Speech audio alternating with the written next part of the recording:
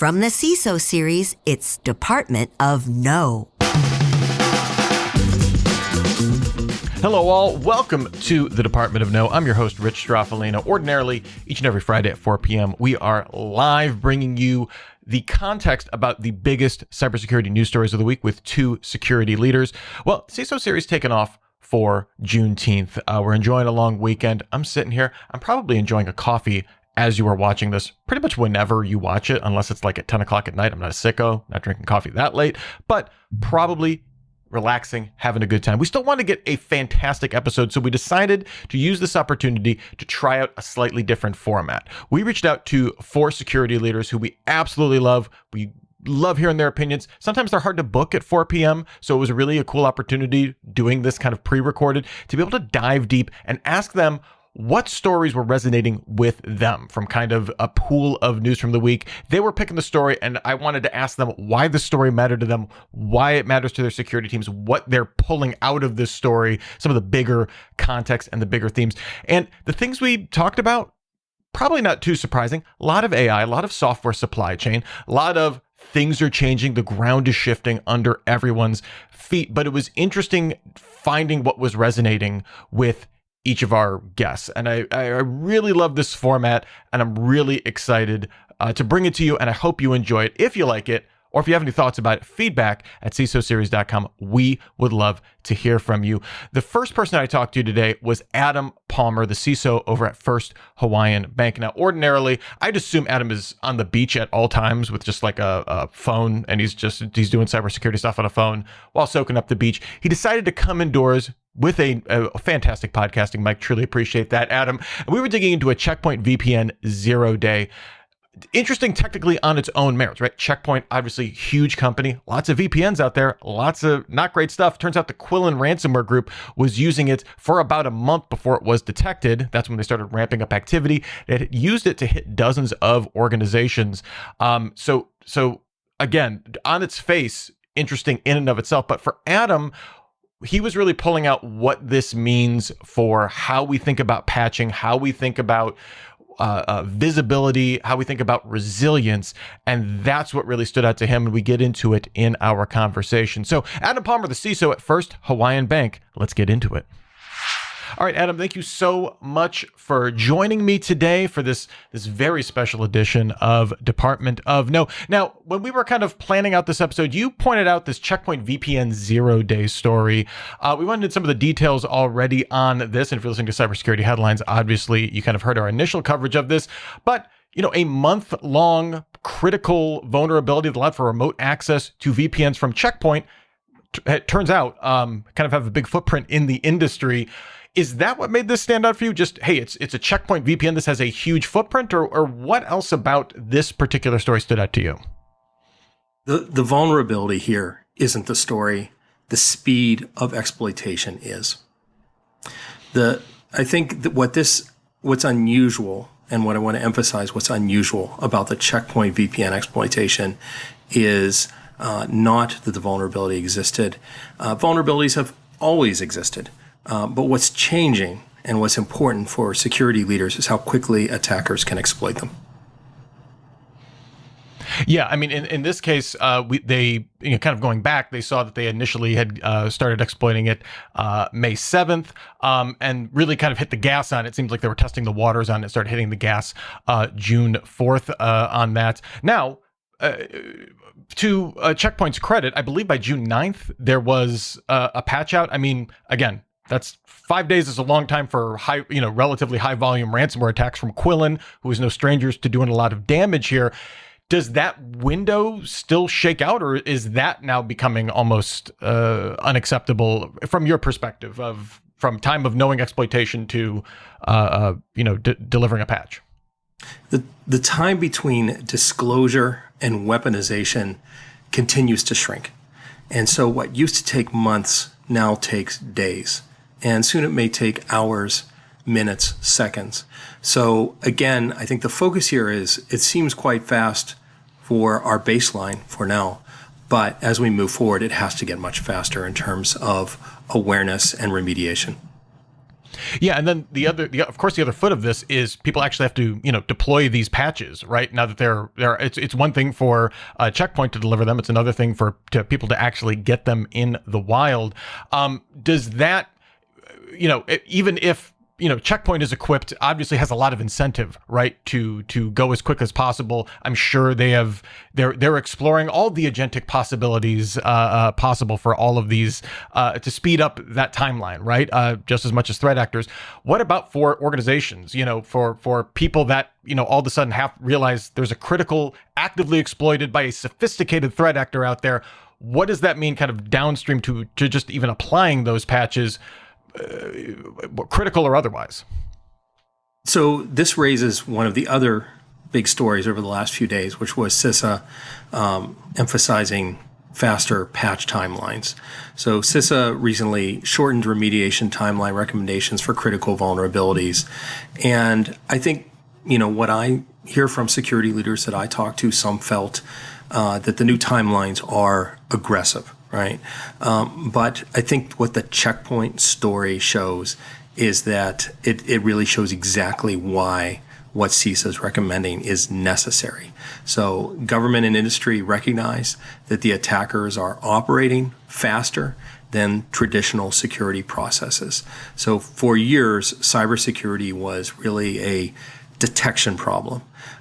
And this is something that I, heard emphasized again and again, last week when I attended the Gartner conference in Washington, D.C., is that increasingly it's a speed and resilience problem.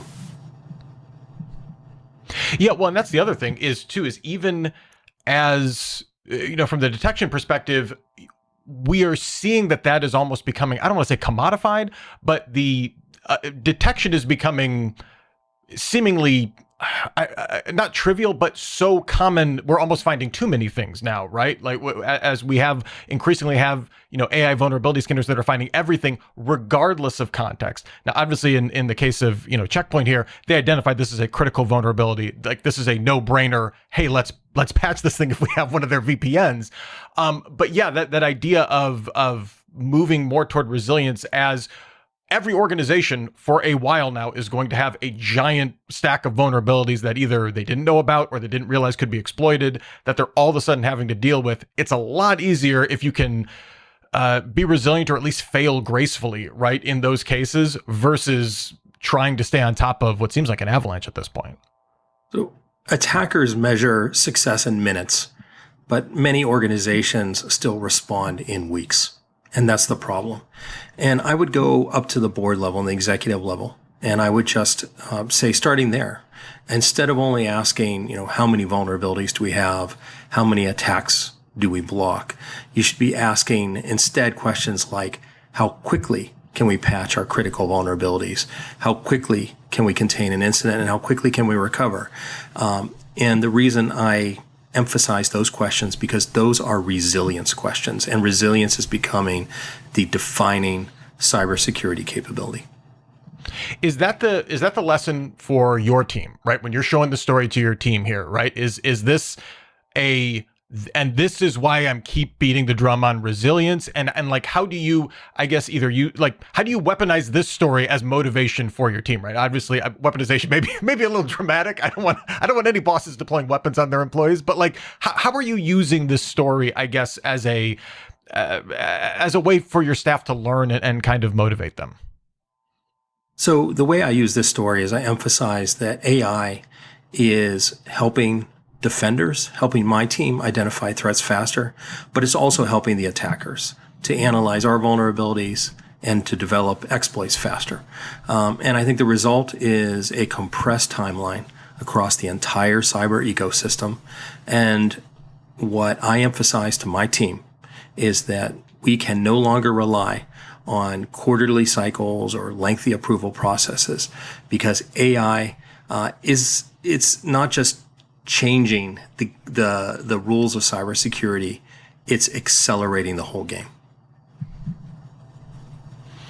Well, hopefully it's also accelerating the ability for you to get back on the beach and record some more glorious videos, Adam, because we all know, I'm sorry there's no beach in our video today for Department of No. Next time, for sure, I want some sort of lounge chair and a majestic view of some body of water. But Adam Palmer, CISO over at First Hawaiian Bank, thank you so much for helping us dig into the story, why it matters to your teams, and kind of the levels that we can take to the board on this as well. Really appreciate your time. Thanks so much.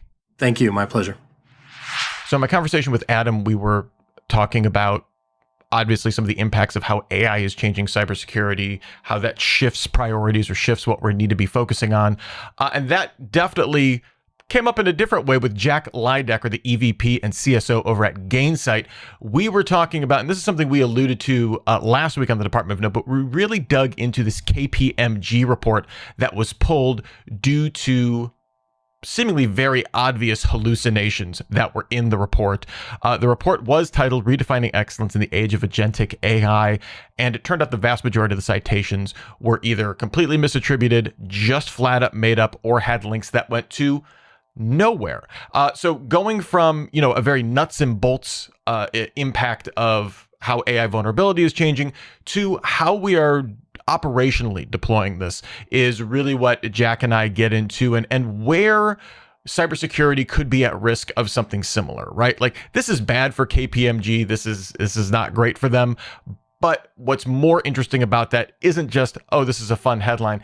It's what do we need to be looking out for, and how do we need to be getting used to these new tools? That's what we get into in the discussion. So Jack Lydecker, EVP and CSO at Gainsight, let's take it away.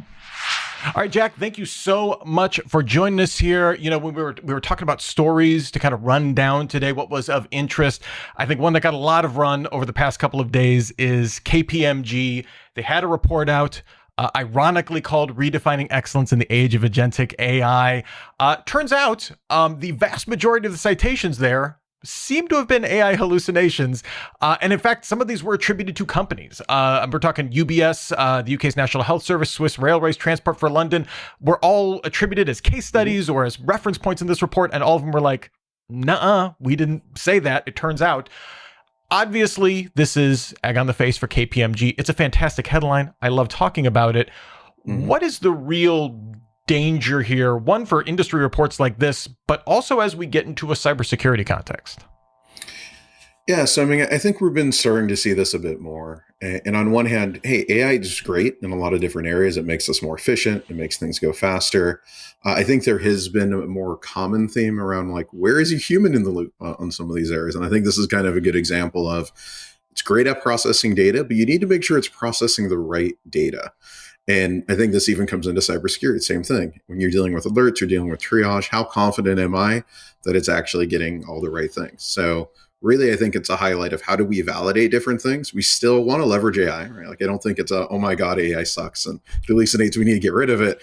I think it is more of like, what are the right guardrails we have in it? What does human in the loop mean? And also in some cases, if you're doing an external industry report, like, read it, make sure it still makes sense. Like, honestly, it seems a little silly in that perspective, but I think we've seen this in a few cases too, where it's just like, you have such a silly thing that if someone just took 2 minutes to read it, it'd be like, oh, wait, maybe we have a problem because those aren't the customers that we dealt with. I mean, let's double down to the laziness. Just tell an agent, hey, could you click on all these links? Could you see if these links exist, if they work, if they go to the thing you tell me that they're going to?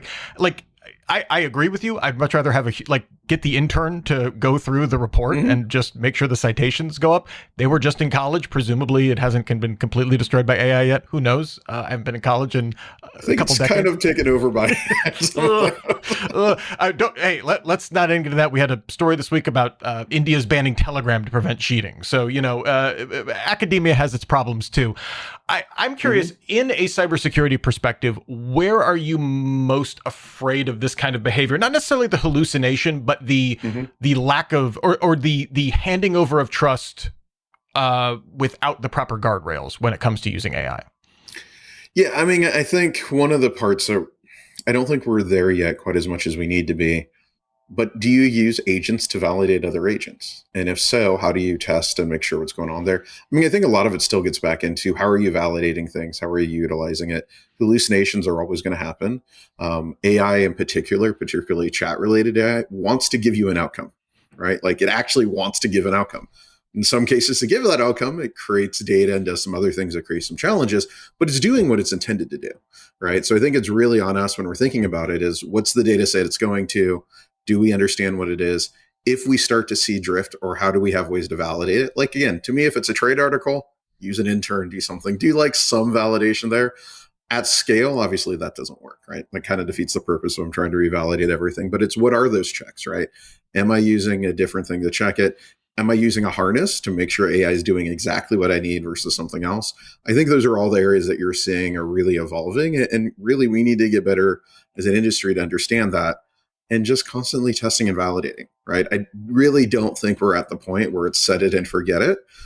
Maybe we will never get there, which honestly is okay because software was supposed to be set and forget it years ago and that never happened, right? So it's kind of like, we just need a way to test, and we need a way to test that's scalable, that we can understand, that we can validate. And I think with that, we've already seen it gets better, right? Like the models improve, things get better with it. So we want to make sure our testing is able to improve with it. And I think with that, you can be a lot more comfortable in what you have and what's out there. But the point click, hope it's okay is probably not such a great idea. Yeah, in so many ways, this initial kind of burst of throwing AI at the enterprise into different areas of the enterprise and across IT and cybersecurity, it so much reminds me of early days of AWS, where it was like, oh, I don't need to worry about dedupe on anything because AWS just does it for me, right? And it goes, whoops, no, there are so many things in that shared trust model, and we mess that up all the time still. Point to random story about open S3 bucket out there. I think there's just a set of expectations that this tool is so new. We have no idea. We're still learning kind of the rules of the road while we're trying to operationalize it at breakneck speed, right? Yeah. Well, and I think the other, I would say, really big theme that people, which again was kind of obvious it wasn't going to last, was token maxing. Yeah, hey, let's just spend as much as we can on a bunch of different things. And people were like, okay, I'm spending $15,000 to automate 20 minutes of work. Maybe that's not the great use of time. And the only reason I even use that example is kind of as you're talking about it. I think we're still new. We're trying to figure it out. Kind of like, hey, we want to move to the cloud. Well, moving to the cloud's a bad idea. Lift and shift is horrible for security, for performance, for cost. This is kind of the same thing, right? How are we using it? Are we getting the right things? Do we know what we're doing with it? Are we getting the value? And again, just being really aware of what you're using it for and what is it good at and what is it not good at, right? The models today are going to be not as good as the models in the future. But even with that, it's like we've seen models where, hey, they got better on speech recognition or analyzing, let's say, lots of words in a paper. It ended up getting worse in math, right? So it's like, what is actually this model good for and how are we validating it? Yeah, and you are now the second person in 2 days that I've heard like the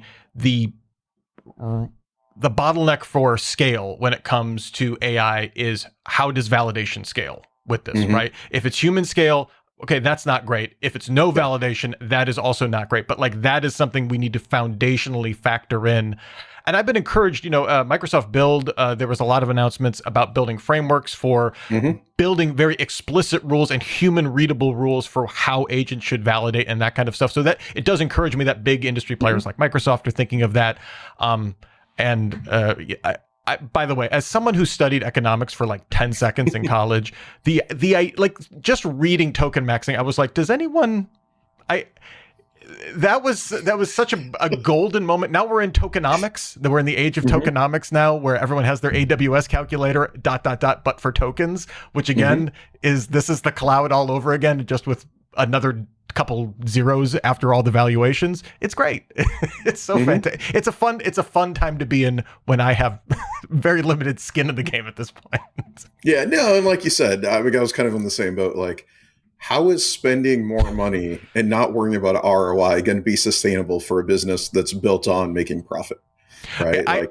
We didn't want to be leaving behind, which I get, but burning money to burn money. I mean, that's even the dot-com boom, right, too. It's like, that doesn't work very long. I just love the idea, like every CISO was like, you've been asking me for ROI on security for 40 years, but now AI just gets a pass because software it has to have been like... Yeah, but I think that's already died, right? Like that lasted, a few months? Like it was probably one of the shortest cycles, which is maybe the good thing about it. People quickly realized maybe that's not the best idea. But it's also experimentation, right? Because I think part of it was people weren't using AI and getting value out because we're scared to use it. So this was kind of like, hey, let's use it. Kind of like cloud. Hey, let's move it into the cloud. Then we learn a little bit better. It was kind of probably a necessary step. I think the only good thing about it is it didn't last too long and people realized now we need to do that. And then also I think the other part you have going with it is the premise of a lot of the tokens and LLMs is they're going to get cheaper exponentially. So we don't need to worry about it. I think we've seen with some of the newest models, or even Opus before some of the other ones, let's not even go in Mythos or Fable or any of that stuff, the cost went up exponentially. It went the other way. So now it's like, wait, what model? I think you don't just have the tokenomics, you're also going to have a weird thing of like, how do we validate I'm not overusing a model that costs more that makes my value negative as well? And this is fantastic. I just saw a project that was out, an open source project that was essentially using a lower tier model and then using a higher tier model as a mediator to kind of, get kind of the best of both worlds, kind of token minimizing even, dare I say. So yes, lots of exciting approaches when it comes to that. But Jack Lydecker, thank you so much for being on the Department of No, helping us learn a little more about the implications of what is objectively one of my favorite headlines of the year so far. So thank you so much for that and helping us get down to the nuts and bolts, why it really matters. Truly appreciate it. Thanks so much for being on. I appreciate it. Thanks for having me on, Rich. It's been fun. And now thanks to today's episode sponsor, ThreatLocker. Every security leader is being asked the same question right now. How do we enable innovation without creating unnecessary risk? That's the challenge behind cloud adoption, behind AI, behind automation, and behind every major technology decision. ThreatLocker helps organizations take a zero-trust approach to that challenge, giving them greater control over what can execute, what can access their environment, and what users and applications are allowed to do. That's why ThreatLocker is proud to support cybersecurity headlines, because security works best when innovation and control move together. Learn more at ThreatLocker.com. Talking with Arif Hamid, who's going to be my next guest, the CISO over at C&R Software, he really brought to light how so many companies, so many vendors are kind of getting hit by both sides of how AI is hitting cybersecurity considerations, right? I mean, he very much gets into this on the software side, where they're seeing all these supply chain risks that they need to be on the lookout for, but then also, they're a software vendor, so they need to be worried about that on their customer side as well, and kind of being in the middle there. One would think in an untenable situation. Arif definitely is not a pessimist, though. Very interesting discussion. We got into talking about the SearchLeak attack, which is basically a one-click exfiltration on Microsoft 365 Copilot data. And what I love that Arif did is he helped break this down in what is kind of a little bit of a Byzantine kind of amalgamation of a bunch of different vulnerabilities, Voltron style, or Captain Planet if you're a 90s kid. I don't want to be 80s centric here, but was kind of Byzantine, kind of hard to wrap my head around, and he broke it down, made it into a very physical metaphor, and I could just see the CISO gears of being like, here's how we need to talk to the business, here's how they need to understand how these vulnerabilities are changing things, and I absolutely love that you could see how good of a communicator he is, and we get into a lot of fun stuff in the conversation. I think you will enjoy. Arif Hamid, the CISO over at C&R Software. Let's go. All right, Arif, we have seen a number of vulnerabilities that are kind of cobbled together. The great thing about AI, it's the bricoleur, right, of vulnerabilities. It takes all the old stuff from the garbage heap, mixes it all together. I guess maybe it's like the chop suey of vulnerabilities here, and all of a sudden you have a whole new thing to worry about. This particular one with SearchLeak, brought to us by the fine folks at Varonis, finding new and interesting ways to make URLs terrifying to click on. What stood about you kind of highlighted the story that you wanted to talk about. What about SearchLeak in particular kind of interests you, and what's the wider issue that we need to be aware of here? Yeah, that's a great question. I'm not going to go. I'm not going to belabor the point and get into the technical details of what happened. But if we kind of take a simple example of a courier, right? Courier instructions were sent out. An employee has been provided some instructions on they need to send something out. They didn't look at the details, so obviously a lot of that was hidden in the letter. You give it to your executive assistants. In this case, it was Copilot. They read the whole letter with the full details, even the hidden instructions. They did what they needed to do, sent off the package over to the building security. With the race condition, it happened so fast that an additional check was not performed. It gets to the loading dock. Security said it looks fine. It's the appropriate courier, which was Bing. No issues. The destination is all good. Sent it over to the attacker. They got the package, and all the details are on the address label. So just a very clean type of attack. No logs, nothing, right? It went smoothly. There's no control failure, right? Because everything was done as expected. So I guess the big piece is, the attacker did not hack Microsoft. They just gave Microsoft's own courier different delivery address. That is SearchLeak in one sentence. Yeah, it's really fascinating. Like what describing like that, I love bringing it down to like a physical level like that. It almost sounds like a scene from The Sting or like a classic con, right? Where it's, you're making all of these legitimate seeming services do legitimate seeming things, but for nefarious purposes. I mean, is this just the new? Is the ability to discover these kind of vulnerabilities, right? Of, hey, we can figure out all this stuff with AI vulnerability. We can find these novel chains that it would have taken a human way too much time to ever make it worth it. Is that the new normal? And if it is, what the heck do we do about it? Right? This seems like a very high barrier for something like SearchLeak can be discovered in 5 minutes, right? But this was a proof of concept. So we're not aware publicly if this was actually exploited, right? And we'll never know, right?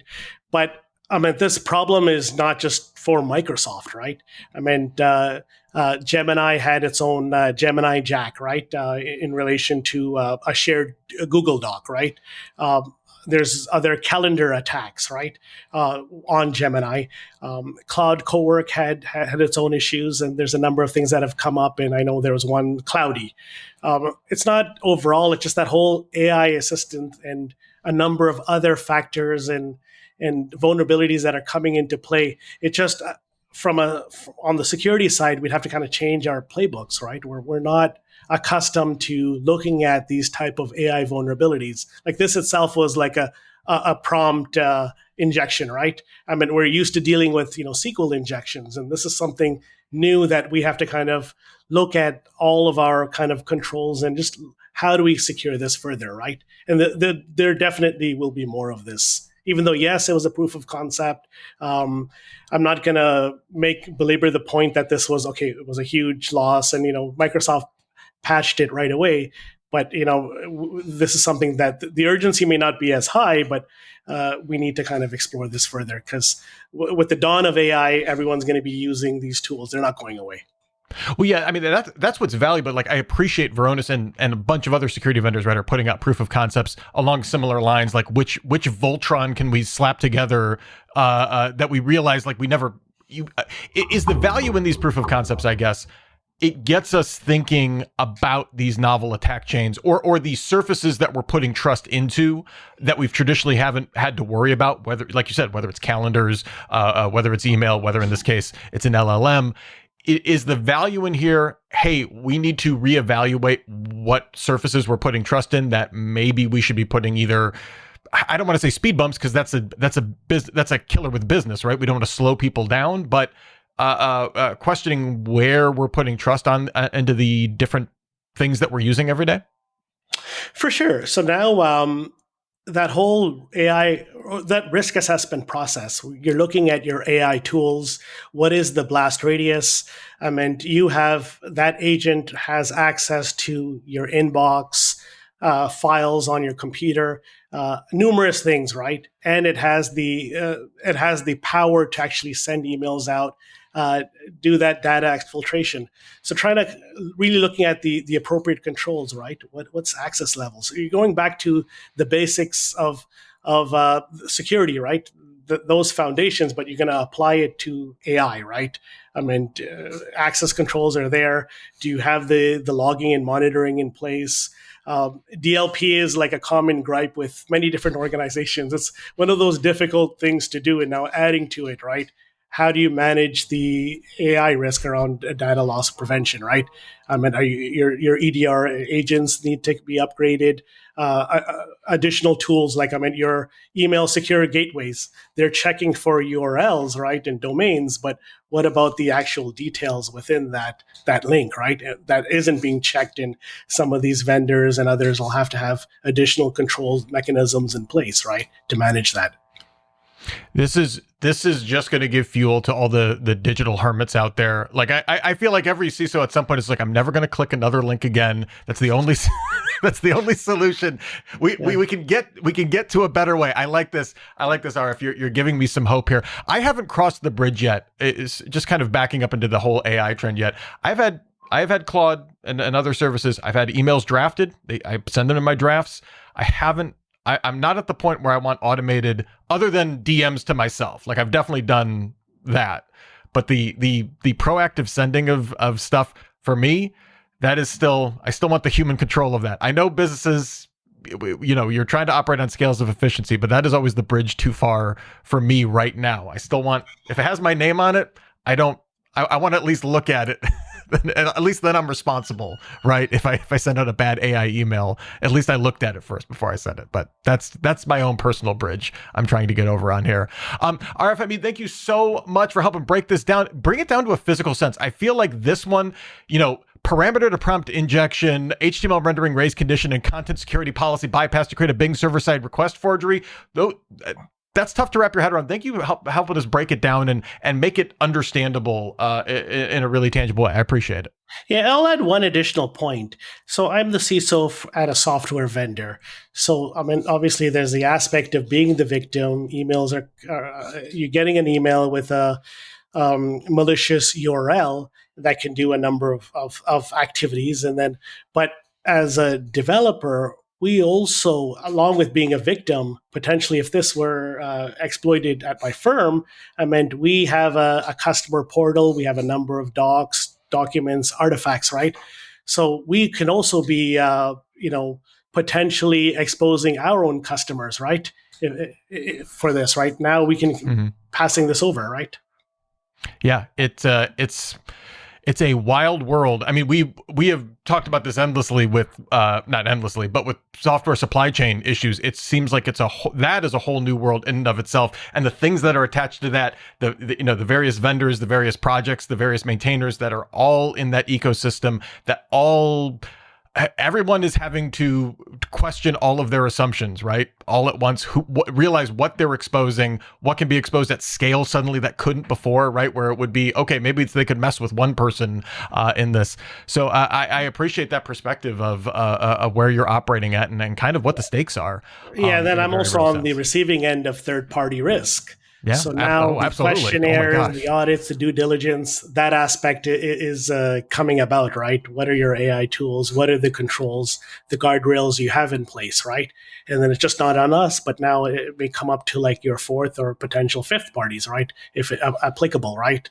So it's just a whole new era of due diligence, right? Around the AI aspect, right? Both as the consumer as well as, a customer, right? Absolutely. Oh my gosh. And again, I guess the one salvation to this is that everyone, including the threat actors to a certain degree, are kind of getting on their feet with this at the same time. It also means it feels like we can never not be moving quick with all of this. All of the sudden, like it becomes an issue of when you want to set up controls, you want to do things responsibly, and you realize everyone's kind of trying to operationalize / weaponize these all at the same time. It does make it hard to feel like you can slow down. But the saving grace is it's a whole new world for everybody all at once. And in a weird way that feels like a little bit more of an opportunity, right? It's a reset for everyone all at once. Yeah, but it's just the speed of AI is just unbelievable. Like, I mean, started my career looking at like mainframes, and you're getting into kind of that whole client server, the internet boom, and the cloud, and now this, right? It just it's moving along. I've never seen anything move as fast from a risk perspective. That is definitely true.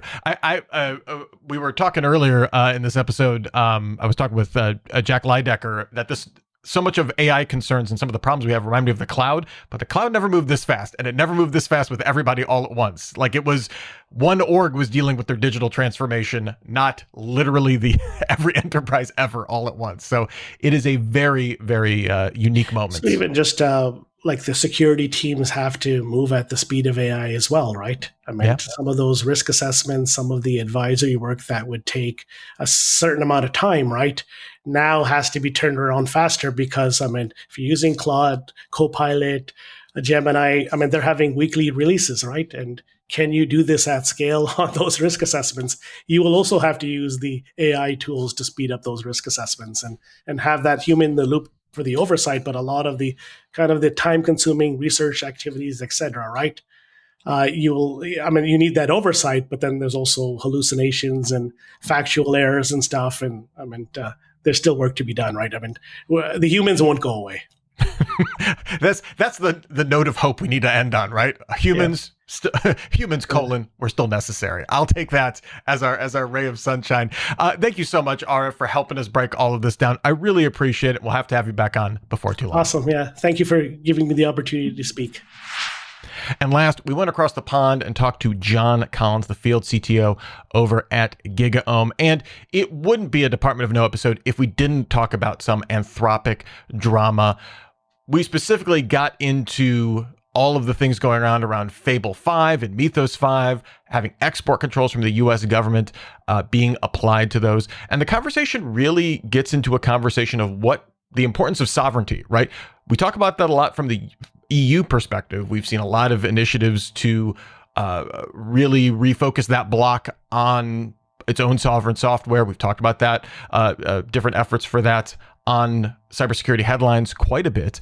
But John actually really brings it back to one, sovereignty for the US as well, the considerations that are going on there, which I think I kind of took for granted, but making those explicit really helped me out. And then also getting into how organizations need to be thinking about these models going forward, where these AI companies, these frontier model companies are really differentiating, what's becoming commodified, how they're going to stand out and kind of keep people in their ecosystems. It was very future forward, very much using this as a springboard to think about where AI might be as an industry in a couple of years. And warning, on all of these discussions, I make a ton of metaphors about how AI reminds me of the cloud. I'm sorry, that's just my frame of reference, but I think it's a useful way to think about it, that a new disruptive technology that's very popular in the enterprise and maybe not so much with consumers right now. So we will see. But yes, John Collins, field CTO over at GigaOM.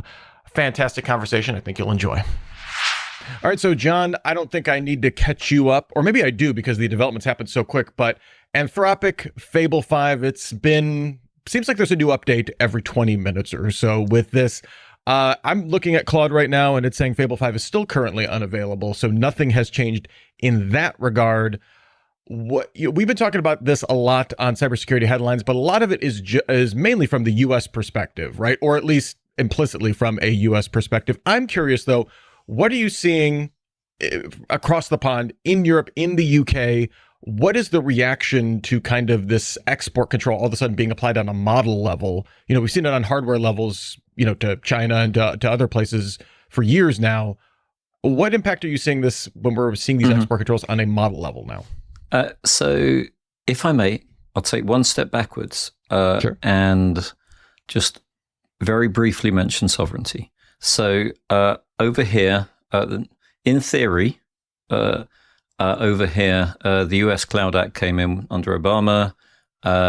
Europe suddenly went, oh my God, you mean the CIA can see our data? And kind of went, that's terrible. We don't want that to happen. And that's often how sovereignty is framed. But actually, it's a much bigger and a much simpler picture. So from a vendor perspective, people talk about sovereignty as kind of, oh, we need things to be sovereign data, sovereign this.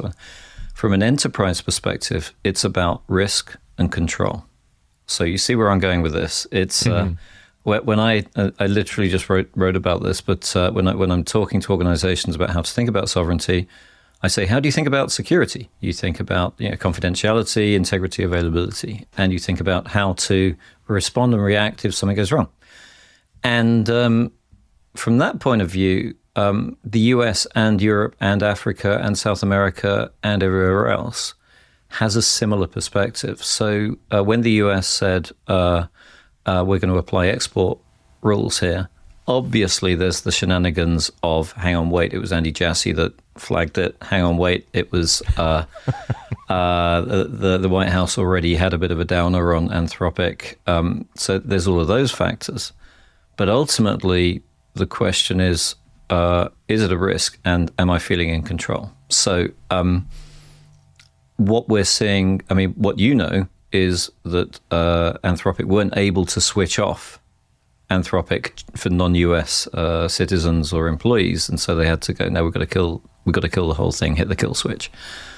From everyone else's perspective, also we add the dimension that AI is evolving rapidly, which I'll come back to, but it just becomes, oh, I need to update my inherent view of risk from this perspective. So a bit like when the International Criminal Court Hotmail account was switched off at the White House's request, and suddenly they couldn't use their Microsoft email. The moment that something like that happens, you go, I absolutely need to think of alternatives right now. It's as simple as that. So, but what's interesting from the sovereignty perspective, it was a sovereign decision from the US. It was, we're going to apply export controls in the same, and you said it yourself, in the same way as China and so on. It's about, can we stay in control of our own IP in this instance, or do we want to export it? And it's a sovereign decision from everyone else. When you're not allowed to buy that IP, if you were the Belgian military or something like that, and someone said, yeah, you can use Anthropic, but if we suddenly decide you can't, then so yeah, sorry you built your business model on this. Whoops. Well, exactly, or your entire military, or your ability to pay welfare, or serve out medicines, whatever it is. Well, and that, I mean, bringing up the sovereign decision, I mean, that's kind of at the crux of the conflict, right, that we're seeing between Anthropic and the U.S. government itself, right, is the U.S. government saying, we want the right to be able to use these models however we see fit. And Anthropic is, so that's the core of that conflict initially, was we're putting controls in how you can use this. Some might say reasonable controls when it comes to weapons development or mass surveillance, but from the U.S.'s perspective, that's impeding on their sovereignty. So you can see how, again, that puts them in a position of, are as a private company, are you curtailing our sovereignty as well? The great thing is, and I talk about this in cybersecurity circles as well, there's something that I've often said is, make every risk a business risk. You say, ransomware, and you can kind of dress it up in technical terms. But if you say, we will be unable to do business, and this is how much profitability will be impacted if we can't do business, then suddenly the board sits up. And if the board doesn't sit up, I think it's a bit like catching a ball, cybersecurity. We have an inherent ability to go, it's coming there, and we do the complex maths in an instant. And similarly with risk, but you're driving down the freeway and cars are coming at you in all directions, and you're making a risk assessment all the time. So I think it's a lot about channeling that inherent skill that we have and applying it to this situation. So from the Anthropic situation, we're all doing this anyway. We're all thinking, no, we need to look at alternatives, not just to Anthropic, but to US models. And what I said I'd go back to is the nature of AI is changing anyway. Models are in front of our eyes. This is my view. No one else has said this unless they have, in which case, this is what we're saying. Bear with me. Models are commoditizing. So there's generally, there's Gemini 3.5, there's Fable 5, there's OpenAI, whichever, I can't remember. But then there's also models, open source models with open weights like Gemma and Quen and so on and so forth that can run on your laptop. And suddenly there's a lot of choice in terms of the model, and people are just switcherooing in terms of token cost or whatever it is, because it's a groundswell kind of activity. So a corporation might decide to use Anthropic, but all of its employees are using OpenAI just because they prefer it for imaging or whatever. So that the nature of, should we care about Fable, it's actually being blocked from using something that's a commodity. What happens then? You just choose a different one. Yeah, if you can't buy Nike, you just buy Adidas or whatever. Exactly. Yeah. So the moment that this is happening, it feels really serious, but it's happening at a point where we're already deciding that in the backs of our minds that it's not that big a deal anyway, because we're moving on to other things. It's very complex dynamic.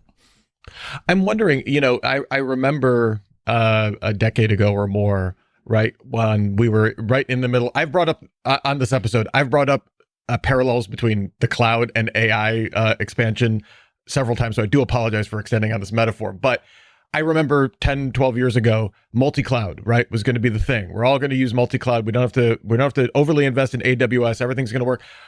I from your discussion of being commoditized, I'm seeing solutions, whether it's something more open source and kind of kludgy like N8N, or a bunch of other, hey, we're going to be the layer on top and the models it's kind of model agnostic, right? You send the request and it'll ping Fable 5 if it's available, but then it'll also, it has a graceful fallback, or it can use multiple models for multiple requests.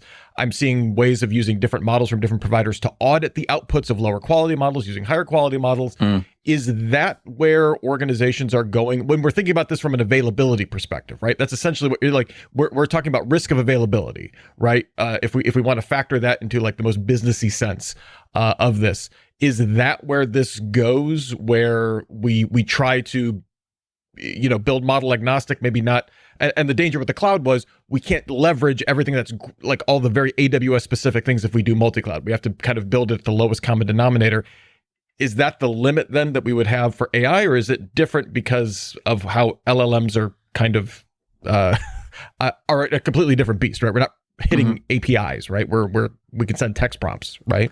Well, what a great question, because it's the crux of everything that's going on now. What had to happen with the hyperscalers, AWS, Azure, Microsoft, and Google, and so on? They had to build walls around their estates in order to prevent people from just moving to a different cloud provider. So there was massive egress fees, which are now kind of dealt with, but people are there's an incumbency level. Again, that whole model is kind of commoditized. So people stick with the devil they know.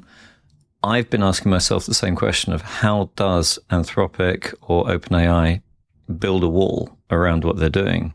Because there's massive churn and there's massive ability to churn right now. So what's the gravity? Back in, I think a Forrester guy, whose name may be Dave, came up with the term data gravity. And the assumption on the hyperscaler side was wherever the data is going to be, people are going to pay.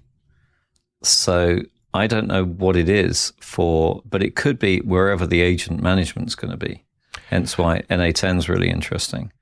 Well, and we're seeing Microsoft at Build was very much investing in frameworks for agentic control. I mean, admittedly, a lot of that was open source, so whole industry can benefit. But that's interesting going on to the agent layer, because right now it seems like the biggest way to keep people in your ecosystem was, well, we just have to keep making the models way better every single time. And we're seeing that, the gains that which you can do that. Like Mythos is amazing, but it turns out GPT 5.5 can do a lot of the same thing. And it turns out DeepSeek, I mean, we saw that when that hit the scene, all of a sudden that was like a jump up in what we can expect in quality. We're seeing local models, even like you said, with Quen, kind of all over the place for, pick your weights. You can run it on anything from a Raspberry Pi to your maxed out Mac Studio or something like that. Fairly competent, depending on how you're architecting that. So that is interesting, shifting it to the agent layer, that management layer. I wonder if we'll see more acquisitions kind of in that sense. Well, there's one other factor which does play into the agent thing, which I'm going to bring up World of Warcraft, so bear with me here. Okay. What happens when you start playing a layer-based game, or a level-based game like World of Warcraft, is you start, handling the very simple stuff, and you get very low levels of points, but it's enough to get a bone saw or something really basic, and then you use that, and you're leveling up, and then you get to level 5, and then you get to level 10, and you get yada yada yada. What's happening with AI and our use of AI is as humans, we're going, we can start automating things. And we're building automation around things that we see are worth automating. And because we're humans, we're quite slow at this. So we go, I've now got an ability to manage contacts that I didn't have before. Or, I can send an email more easily. And we see a lot of the demos being like that. But with agents, they operate really quickly. They could, if they started playing World of Warcraft, they would get to level 70 in about an hour because they just work out how to do it. So as humans, we're starting to use NA10 to automate what we already do. And then we're going, hang on, maybe I can automate better. What we should be doing is thinking about, how about I just use AI to automate NA10? No, how about I ask AI to help AI to tell me how to do the NA10? No, wait. How about I ask AI to ask AI what things I'm going to need in my kind of organization? And you end up going all the way up the stack in terms of agents and strategy and so on. But as humans, we're not. We're starting where we are, and we're working through steps. We're operating very slowly, but those steps are going to happen. We're going to move very, very fast suddenly when we start letting agents do more of the pre-thinking, if you like, and not very much more. And that's going to change everything. Just in terms of whatever we're doing, we think we can automate it, but asking why we're automating the thing we've done it forever, we're not asking that question yet. So you need to be thinking about kind of 3 steps ahead of yourself when you're doing this stuff. And then the question becomes, so back to where we started this conversation, where does the model matter? Because actually, if you went through those 5 stages, you probably say, hey, model that can be quite basic and even running on my laptop, tell me a way of working out which model's best for this job. And then once you've done that, I go out to whichever model in the commodity market that can do it well and cheaply. Hey, model in the commodity market, give me a really good prompt, because you're a frontier model, to tell me with the model that I'm going to use how to actually build the thing I'm looking to build. And then you say, hey, model, please now run that thing. So it kind of goes all the way along. And as soon as you've got agents in the mix, basically it becomes a commodity market. Because agents they don't have that kind of, I don't like change kind of aspect that we've got, and they don't have the slowness. So I think a lot of the questions that we're asking they don't go away, but they move very quickly into solved problems, because we're just more likely to be using agents that are making decisions about which model for us. And extending your metaphor, in 10 or 12 years, people will be clamoring for AI Classic, where we can go back to using an LLM like it's 2024, and it will be great. We'll have retro LLMs. We already have vintage LLMs. Why not retro LLMs? That's so funny. Yeah, I just want to go back to ChatGPT, where I thought it was real. Yeah. Where it seemed magical and also comically inept at the same time. Those halcyon days of hallucination. So glorious. Pre-token maxing days. Well, John Collins, thank you so much for helping us break this down. I love this conversation. I can't wait to talk again. Thank you so much for your time. I really appreciate it. No trouble at all. Thanks for having me. All right, that's just about it for this episode of the Department of No. Remember, let us know what you think about this format. Deeper dive conversations. We're going to the nuts and bolts. We're talking about wider issues here. Feedback at CISOseries.com. I would love to hear from you. That just about does it for me, though. Hope you're having a fantastic Juneteenth if you're listening to this on a Friday, or just a fantastic weekend. For myself, for the big boss man, David Spark, and for all of the CISO Series team, as well as for John, Jack, Adam, and Arif, here's wishing you and yours to have a super sparkly day. Cybersecurity headlines are available every weekday. Head to CISOseries.com for the full stories behind the headlines.